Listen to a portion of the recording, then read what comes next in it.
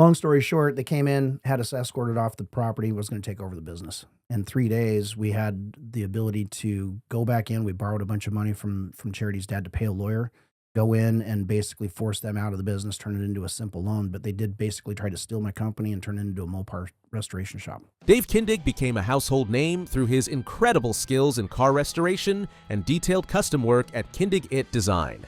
Over the years, he has captivated car enthusiasts with his distinct approach to building cars, and fans have eagerly followed his journey as his success continued to grow. But after his rise to stardom, things took an unexpected turn. From lawsuits to the cancellation of his show, Dave's journey took a nosedive. Join us as we uncover what really happened to Dave Kindig. So the door panel design changed quite a bit.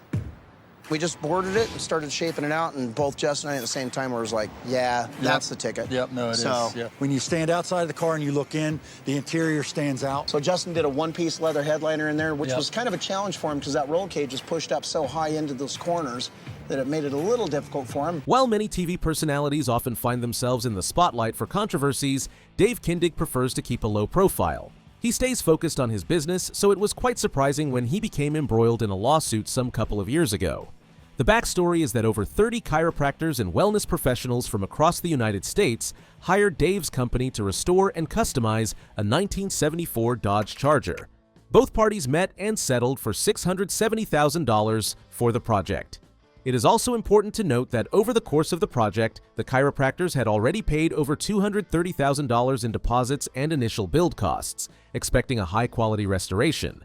However, as time passed, they grew increasingly frustrated, claiming that little to no progress had been made.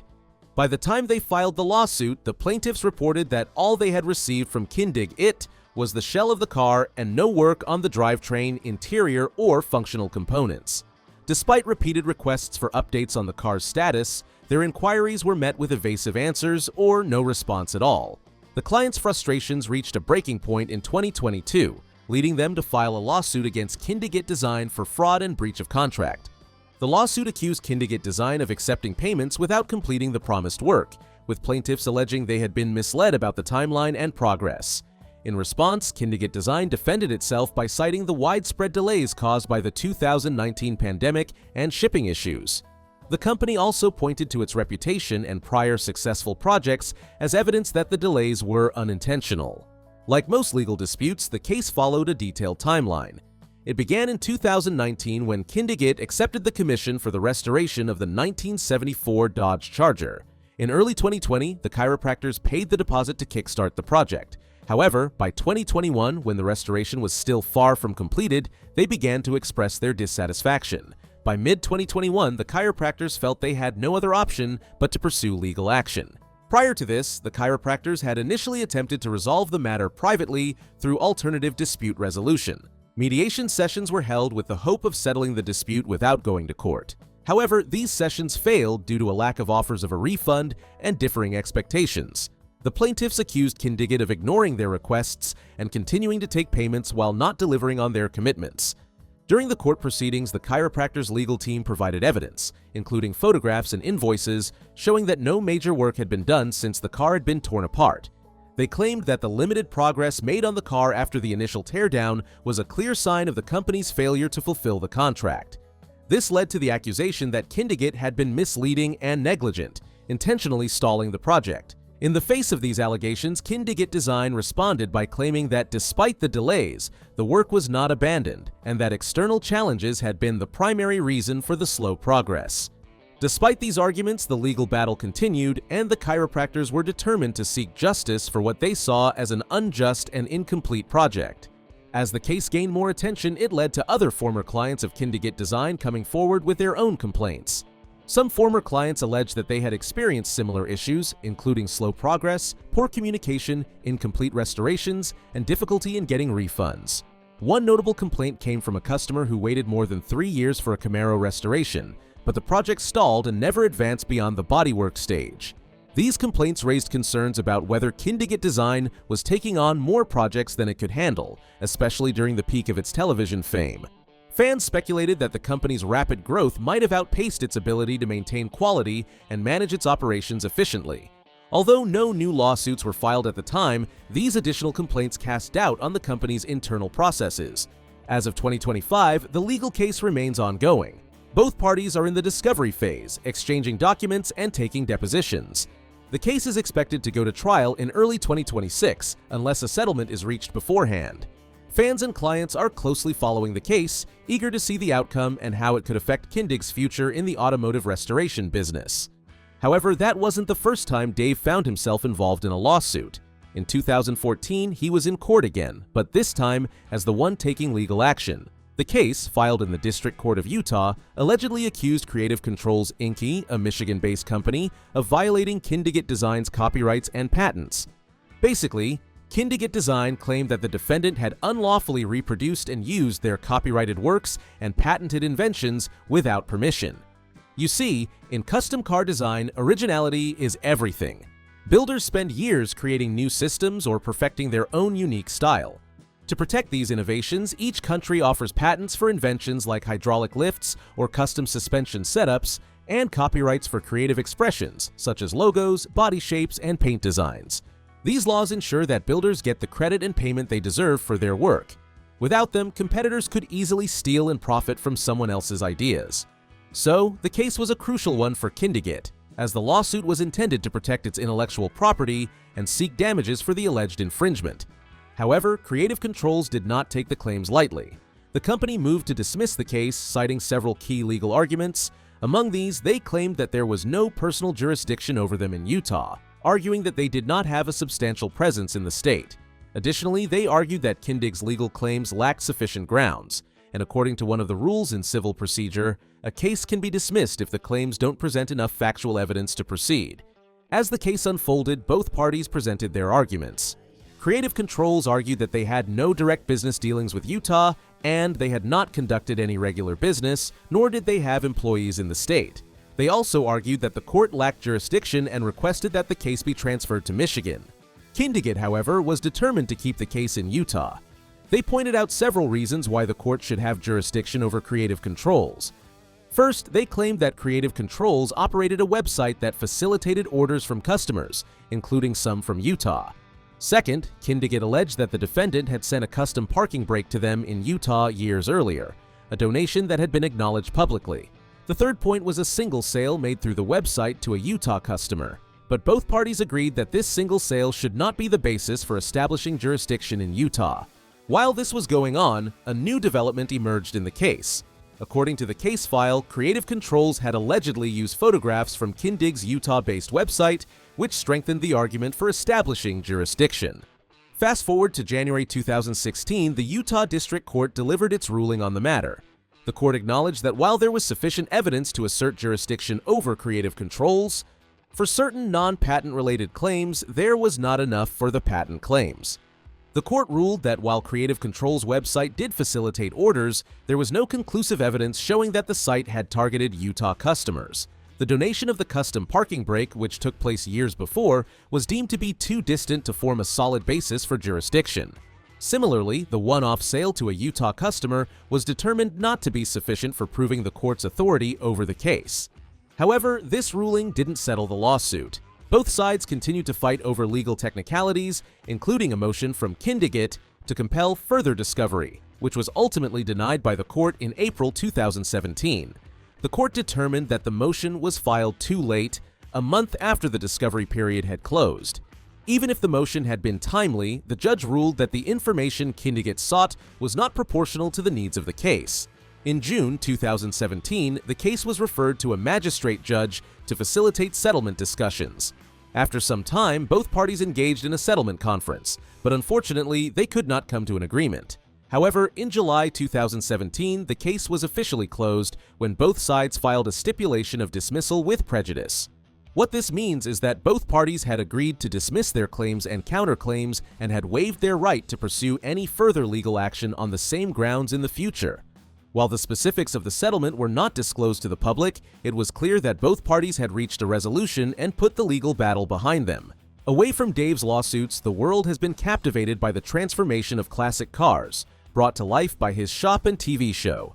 The show, which premiered in 2014, featured the craftsmanship and creative processes behind the customizations of vehicles, making it a hit with automotive enthusiasts and casual viewers alike. On the show, Dave quickly became known for his innovative ideas and passion for everything automotive. The show offered more than just a look at the process of building custom cars. It gave viewers a glimpse into the operations of one of the most successful custom shops in the world. The vehicles worked on were often vintage models, from 1950s Chevrolets to high-performance muscle cars. What stood out, however, was the dedication and attention to detail that Dave and his team put into every project. While the show's success continued to grow, behind the scenes, Dave's life was evolving as well.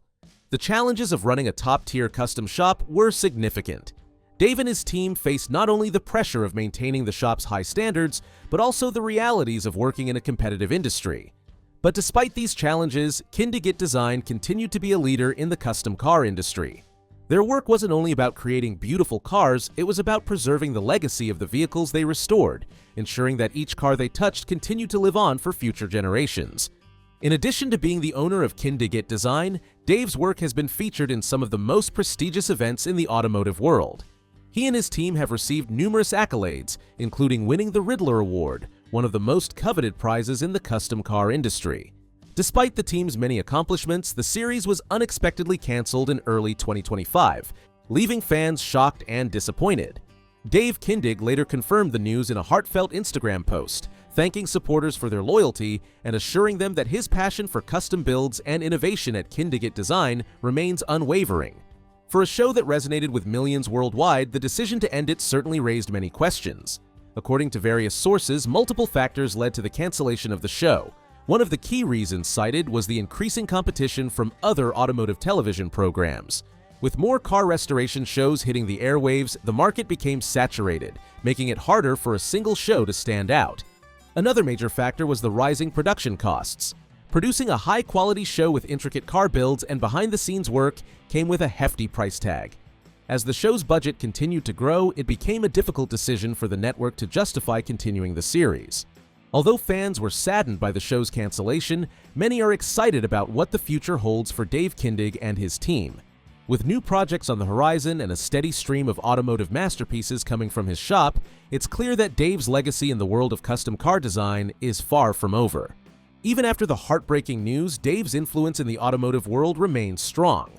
He continues to push the boundaries of design and innovation, creating unique vehicles that turn heads wherever they go. His commitment to quality and attention to detail has never wavered, and it's clear that his passion for the craft will continue to fuel his success. Speaking of success, Dave Kindig's journey to stardom is nothing short of remarkable. As a child, he was always interested in design, spending hours drawing and sketching various subjects. Early on, he found pleasure in creating detailed drawings, including bugs and insects. However, it wasn't long before Dave realized that his true passion was custom car design. He soon shifted his focus to drawing cars, as he realized he could express his creativity better through automotive design. His childhood interest in design ultimately laid the foundation for his future in the automotive world. Dave attributes his childhood curiosity to his lifelong love of automobiles. But while his love for cars is crucial, making a career out of it requires much more. It requires training and hands-on experience. To gain the necessary knowledge, Dave took his first job at High Performance Coating. There, he learned the ropes of the restoration business. This job laid the foundation for his future success. Dave's drive to innovate was always apparent, and it pushed him to do what many thought was impossible. After some years of learning, he decided to leave High Performance Coating and start his own business. In 1991, Kindig-It Design was established with his retirement savings. At first, Kindig-It Design operated out of a 4,500 square foot space. Though the space was small, it was just enough to get the work done. What made the difference was Dave's dedication to his craft. Even with limited resources, he made sure that every car he worked on was nothing short of a masterpiece. His passion for cars and his eye for detail set him apart from others in the restoration space. Word spread quickly about his talent, and soon, clients from all over the world were seeking his services. As his reputation grew, Dave realized it was time to expand. He moved into a much larger space, a 27,000 square foot facility. This was a huge step for Dave, and it gave him the room he needed to take on bigger projects. With more space, Dave was able to hire a team of skilled professionals who complemented his vision and creativity. His new team allowed him to take on even larger and more complex projects. Having solidified their feet in the industry, the team at Kindig-It Design didn't relent. They made a strategic move by sending out a media blitz that, surprisingly, caught the attention of the right people. Their efforts were enough to grab the interest of show producers at Velocity TV, now known as Motor Trend Network. The producers reached out to Kindig-It's management team and requested a video sample. They wanted to get a sense of how the team worked and what the garage was like. Dave saw this as the perfect opportunity to take his brand to a wider audience. He didn't hesitate to create the best sample video he could, and it paid off. The producers were immediately impressed, giving the team a resounding yes. That was the moment his TV series was born, and, without a doubt, it became one of the most popular shows featured on Motor Trend Network. While the custom builds were undeniably impressive, what truly made the show stand out was Dave's strategic approach. Before signing any deal, he made sure to address some key points in the contract to ensure the show's authenticity and integrity. He made it clear to the producers that the cars they built weren't just for television, they were for his valued customers. Dave insisted he would never rush a project just for TV ratings. This decision helped preserve the quality and attention to detail that Kindig-It Design was known for. Since the show wrapped up, Dave hasn't slowed down a bit.